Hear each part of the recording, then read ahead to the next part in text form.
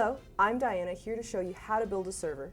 The server we choose to build today will be ideal for small businesses or advanced home use. Before we start unpacking, it is important that we discharge any built-up static. We have here on the bench a power supply that we use for testing purposes. We simply plug it in to establish a ground and touch the power supply for a few seconds to make sure that we are discharged. Now that we're discharged, we can start handling the components.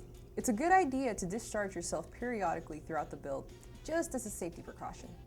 We'll go ahead and pull out our parts out of the boxes to help speed up the build.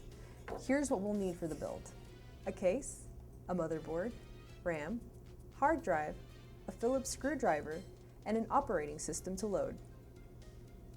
We'll discharge again and then install the RAM onto the motherboard while we can still easily get to it. Notice the notch on the RAM chip? We need to make sure that they line up properly in the slot. Once you line up the RAM chip, gently push it into the motherboard until the tabs on either side click into place. Now we're ready to install the motherboard into the case. There are standoffs on the bottom of the case that the board will screw onto and a piece of plastic on the bottom to make sure that we don't short anything out. Simply line up the ports with the back of the plate and secure it with the included screws. There we go. Now we're ready for the hard drive. We'll go ahead and connect the power and the data cables now, since it will be difficult to do so once mounted. Just like with the other components, line up the screw holes and secure it with the included screws. Now we plug in the cable for the power button and lights,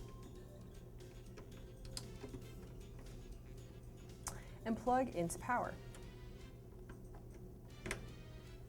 All that's left to do now is put the cover back on the case and test everything out. Once we turn on the computer, it should boot and give us an error message that the operating system is not found.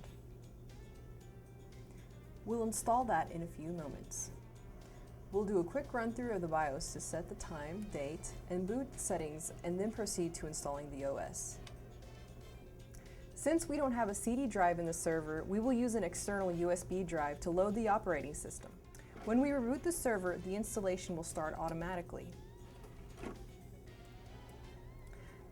After a bit of configuration, the server will be ready to be put into service.